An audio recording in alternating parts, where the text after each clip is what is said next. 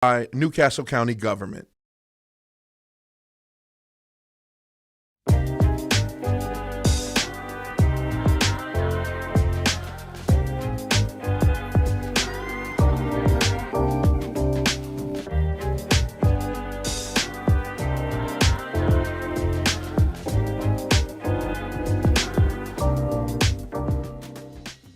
You may think the average minimum wage earner is a teenager flipping burgers.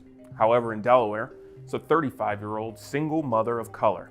More than 25% of minimum wage earners have children. In fact, 40% of single working parents are forced to support their families on these low wages. Hi, I'm Kerwin Gaines. Welcome to The Agenda. As Senate Bill 15 goes into effect, raising the minimum wage from $9.25 an hour to $15 an hour in 2025, many are curious how this will influence their jobs, businesses, and communities. Bill sponsor Jack Walsh believes that the increase will benefit Delawareans across all three counties. Senator Walsh, thank you for joining us today on The Agenda. Thank you, Kerwin. Thank you for having me here today. Appreciate it.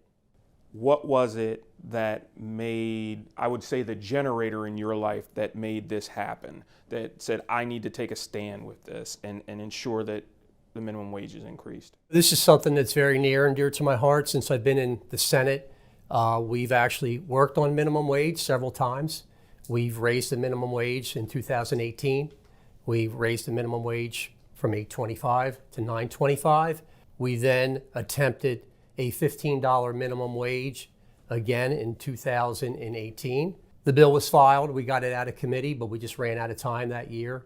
Then last year, the COVID pandemic hit, so it wasn't the time to run that piece of legislation that year. So after the election in November, I got with my colleagues and several people and decided that this is the time. This is the year where people need the most help. And it's a living, breathing document. And at the end of the day, it's very simplistic. It raises the minimum wage to $15 an hour by 2025. So when I'm thinking of minimum wage, I'm thinking of, the first thing that comes to my mind is poverty. I think of housing, I think of children, I think of food, right? So some of the necessities to make it through life. I make X amount of dollars as for my minimum wage. Can that take care of the gallon of milk that I need for my kids for 5 or 6 days? So the minimum wage is going to help with that. How does that fall in line with other state assistance and all these other things that are going on? The minimum wage right now, you cannot live in a one-bedroom apartment right now on $9.25 an hour. So this will help people get off state assistance eventually. There's about 35,000 people right now in the state of Delaware that make minimum wage, $9.25. There's about 53,000 people that make $10 an hour or less. So this will help those people have a better standard of life. So this will definitely help people put food on the table, help them pay their bills, and help them to move forward to achieve the American dream. That's virtually impossible right now with how we've set the minimum wage standard. The national minimum wage was first implemented in 1938 as a response to the growing blue-collar workforce at the start of World War II. It was designed to create a minimum standard of living as a way to protect workers from exploitation by their employers.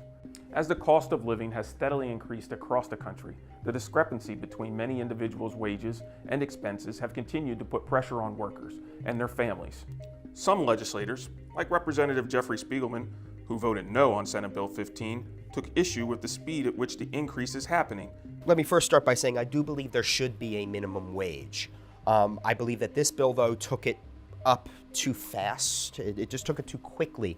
And I also believe that it really hurts small businesses, especially those coming out the other end of the pandemic, to all of a sudden turn around and say, oh yeah, by the way, you're just coming out of a year of pandemic, and over the next 4 years, you're gonna have to increase your labor costs. The speed at which we were doing the $15 minimum wage was one of my bigger concerns.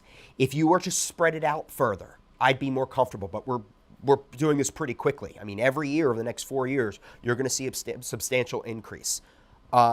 I would like a delay for small businesses to allow small businesses to better recover before facing the hit of increased labor costs. That amendment was struck down. Everything we did or tried to do to put parameters around the bill were struck down with the phrase simply, we have the votes. Not everyone's excited about this. Correct. Okay. And in politics, it's always going to be the case, right? No one's ever going to be 100% happy. What would you tell the employer that's scared right now, the mom and pop shop that thinks, I'm not Target, I just can't afford to pay these people this wage? What would you tell them to ease their minds? Well, I would tell them that the sky is not falling. You're going to be okay, right? You're going to have to do what you need to do as a business person to make things work. And we've done that in the past. We've done it 2 years ago when we increased the wage from $8.25 to $9.25. So this is an incremental increase. And as your competition also has to do the same thing. So your competition has to increase their wages as well. So it levels the playing field for everyone. So I don't see, like I said, I don't see the correlation into raising wages as far as putting people out of business. Rent increases, product increases, there's price increases on everything, but we never talk about businesses going out of business when the commodities increase, so to speak. We only talk about people going out of business when the labor rate increases. So I will say that businesses will be fine. Business people are business people. They will survive. They will figure out a way to make this work. So I would call this margin fear, right? These are folks worried about their margin and whether or not it's just going to be enough. That's correct. In the business community, and I myself am in the business community, it's all about margins. So maybe your margin might be a little less, but it's all about fairness. It's all about taking care of people. It's all about taking care of employees, taking care of your employees. I believe most businesses do that. Of course, some don't. But I believe those that do and have a solid business model will have no problem surviving. Okay. They will adapt and overcome. They will adapt and overcome for sure, without a doubt. And it's been proven they have. Other states have done this. We have not seen business closures or things of that nature. All businesses closed, no matter what the labor rate is. It happens. Some businesses have a bad business model. Whatever that may be, businesses close and open every day. So it has nothing to do with the labor rate. It's just the world of business. Now, the magic word over the past 2 weeks from the federal standpoint and from the state standpoint has been inflation. We also have a president that made it very clear to employers recently that in the current employment crisis we're having post-COVID, as far as filling positions that are lost, he's made it very clear, pay them more. That being said, I fear inflation, and so do several other business owners. How does that correlate with the increase in minimum wage? And from 1974 to 1991, there was, on the national level, there was an increase of the minimum wage 8 times. We've never seen inflation in that period. In the state of Delaware, the last 4 increases in the minimum wage that we've had in the state, we've never seen inflation rear its head in the state of Delaware the last 4 times that we've increased the minimum wage. So every time we talk about the minimum wage, we always hear that the proverbial sky is falling scenario. And it's simply not true. We've not seen that. We've seen unemployment remain stable or grow. Employment, I should say, remain stable or grow. The GDP has remained stable, but have not seen any data that indicates that there'll be inflation will increase due to the minimum wage increase.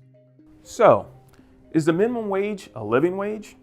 Using MIT's living wage calculator, which factors in expenses such as groceries, housing, healthcare, among other things, Delaware's current livable wage for a single household is $15.32 an hour. That number more than doubles if the earner has a child to support.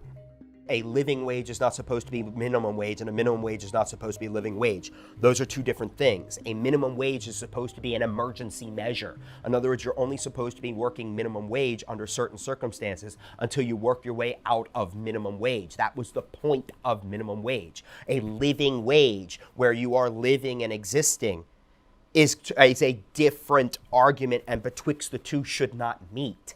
Another barrier to raising the minimum wage is the often cited objection that an increased minimum wage will actually hurt those working at low-paying jobs. Companies forced to pay more in wages will either automate and replace workers with machines or shut their doors entirely. And automation, replacing human workers, is no longer a concern for the distant future. The technology is being implemented at a rapid pace. You're not going to stop automation. You're simply not going to stop it. You will slow it. And especially for small businesses, that tends to be important. McDonald's, for example, other fast food companies, I don't mean to pick on McDonald's in particular, but McDonald's and similar fast food companies, they have the clout, the capital to begin replacing people. They already have. Those of you who have gone to McDonald's recently and ordered off of a touchscreen instead of talking to somebody. That's automation. That replaced workers. So now McDonald's next step is to say, well, if we have to pay people $15 a minimum wage, then we will start to replace line cooks. Those are the next people to be replaced. Amazon and other large packaging, warehousing companies, and all we talk about Amazon, Amazon's a warehouse company, a warehouse shipping company. They are replacing warehouse workers with automated forklifts, with automated warehousing, because they can turn around and say, hey, look, we're paying our workers $15 minimum wage or more. But the truth behind that statement is, in order to pay that worker $15 minimum wage or more, they fired 2 other workers and are making more money doing it. And so these things are coming. My point is, you have to be careful doing this. If you rush into the $15 minimum wage, as we have, you have, of course, created the exponential environment to replace these jobs. There were few industries that were more impacted by the COVID-19 pandemic than restaurants. Carrie Leishman, head of the Delaware Restaurant Association, sees the increase in minimum wage as another obstacle for the service industry to deal with.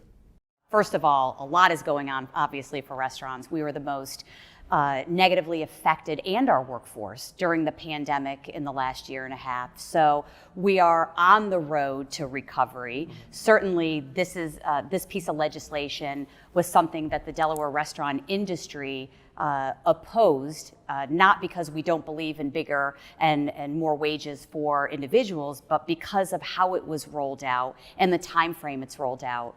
We had asked for, during the legislation process, we had asked for an extension of the rollout and the phase-in of the $15 an hour. You know, we're only one of 8 states in the country to roll out $15 an hour, but we are the only state that is doing it in less than 6 years. So that was something that we had asked the legislature to just extend it a little longer, because there's been no precedent in enacting legislation of this kind against small business in a time of COVID. So is it really against small business, or is it just helping people that, as you're saying, in the time of COVID, folks have had a very hard time making ends meet, and they were prior to COVID. Poverty isn't anything new here in the state of Delaware, and we've gone over the numbers with Senator Walsh as well. So rolling this out, and I understand everything needs to be done in stages, but can Delaware wait in stages for this funding? I think it's important to note the landscape of what was happening around this legislation. It wasn't about what was put in the past, what was introduced 5 years ago or before. It's really what was happening now. And now I can tell you that our industry was so negatively affected, we lost in the restaurant industry more of our workforce than all but 3 states in the country. 2/3 of restaurant workers were on unemployment. So it wasn't even an issue of $9.25 or $15 an hour. They were making 0. So we were asking for a little bit more time to bring people back and to be able to recover what the restaurant industry had lost. In a good year, restaurants' profit margins are less than 5%. And I can answer questions for different businesses or other small businesses, the furniture store, the liquor store, grocery stores. All I can say are restaurants were affected deeply. I think where we're going to see the questions with the legislation is when year 3 and 4, where we get closer to that $15 an hour wage threshold, you're going to see the wage pressure on those upper levels. So you're going to see those line cooks making $16, $17 an hour, now wanting 18 to 20. So it really does push everybody up. And I mean, there's just no denying that that's going to happen. As a skilled worker making $18 an hour, they're going to want more as that minimum wage goes to $15 an hour. And then when workers come back to work, right, when this crisis eases a little bit, I think we're going to see some of that pressure as well on the business owner. We ventured out to one Wilmington business, the comic book shop, to find out how one business owner is reacting to Senate Bill 15. We are here at the comic book shop here in Wilmington, Delaware. Awesome shop, and we are talking about minimum wage, which you are passionate about. I love your passion. And I love the sentiment, and it makes a lot of sense. Please tell us a little bit more about it. People are worth it. I think part of what's always guided us is to have, people that are working for you are kind of your family, and the better you can take care of the people that are working for you, the better they'll be able to work for you. We've seen that the more we can give back to our employees, the happier they are working, and the better service they provide, which makes people happier and want to come here more. So it's all this like vicious cycle of positivity. Well, I'm not against positivity at all, but let me tell you, some business owners say that this bill, it's not rolling out properly, right? Okay. It could have been a slower rollout, not so much, could have been delivered. I'll give you my opinion, but what's your opinion? Well, nothing is perfect. And we are taking the steps that we can to do as much as we can with our resources that we have.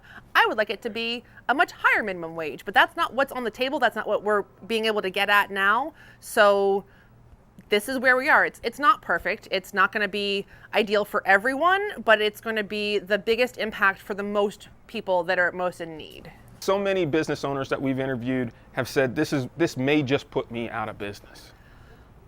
Well, it reduces my margin so much that yeah. I just can't stay in business. I think that is definitely a reality for some people, and that's never an easy thing to have to face. But what we're looking at is the most number of people that can do the most benefit. And to make progress, some things do go backwards a little bit sometimes, or sometimes not everyone has the same advantages that they had before the places were leveled a little bit. But I think that overall, folks are probably a bit scared to make the change. If they haven't made the change and they haven't to see the difference of what paying employees a wage so that they're comfortable sleeping at night, so they know that they can make all their bills. If they do that, I feel like they would be able to see the impact that happens. Facing the raw numbers of it, there's a lot working against small businesses, but people deserve to make a wage to survive on, and if your business model doesn't allow for that, then you may need to relook at your business model. The Department of Labor plays a pivotal role in all of this, setting guidelines for Delaware businesses. We met with Secretary Carol Hubbard to find out how minimum wage will be implemented and enforced. The Department of Labor has primary responsibility for ensuring that individuals who are paid a stated wage get paid that wage.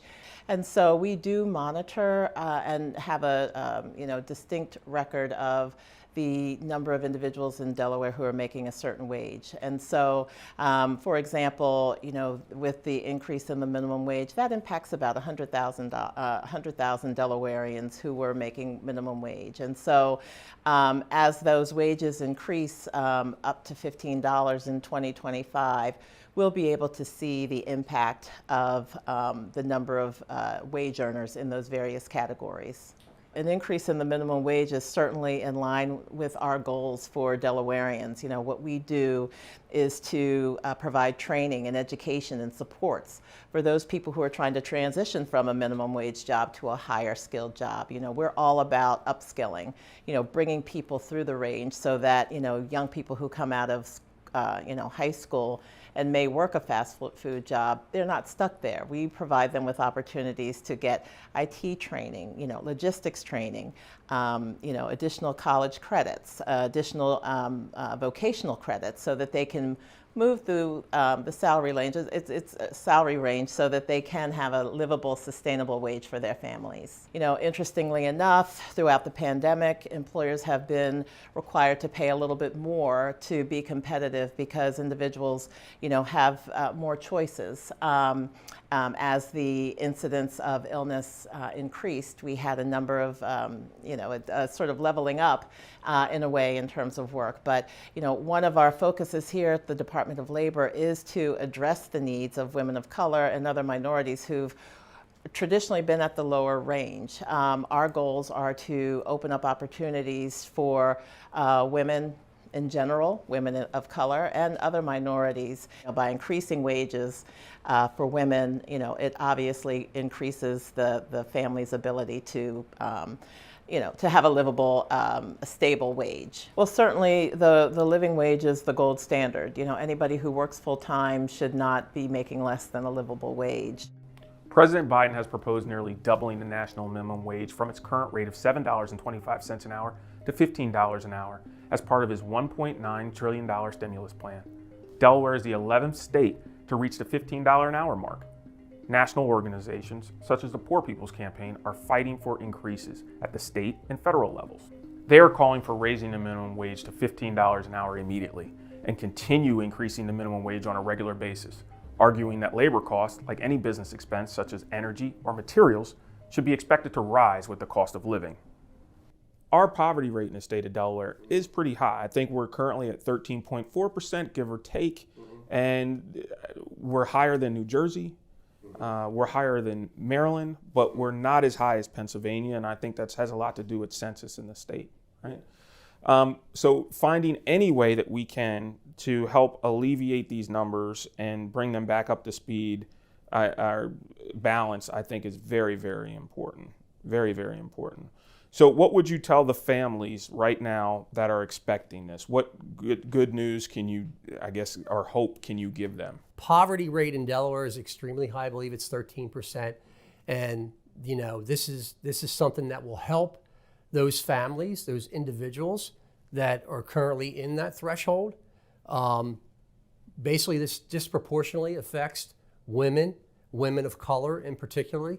And that's one of the reasons why this legislation is so important, to boost those earnings, especially for our city of Wilmington people.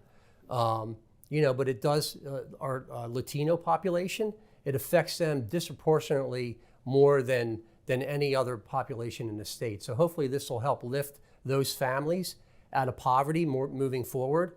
And again, in 2025, it'll be $15. We'll probably be back here again in 2025 because $15 in 2025 probably won't be enough at that time in 2025. Will it make it to 2023? Will it be enough then?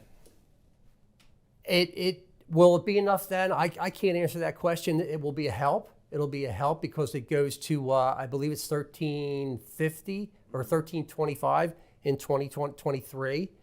So like I said, it steps up from $9.25 now. Our neighboring state here, Pennsylvania, is $7.25. So hopefully that'll also help in job recruitment and retainment also, because we'll probably get some people, some overflow from Pennsylvania coming here to Delaware to work. Our neighboring states, New Jersey has already done this. They've enacted their $15 minimum wage. Theirs goes to $15 in 2024, and Maryland's goes to $15 in 2025, as does New York. So, for us not to do this would definitely hurt our employers more, because these employees would just go to other states to find employment at that higher rate of pay. The battle over minimum wage in Delaware is over for now. Food for thought. Employers, do we stop worrying about our employees once they clock out? Or do we go beyond that? Thank you for watching The Agenda.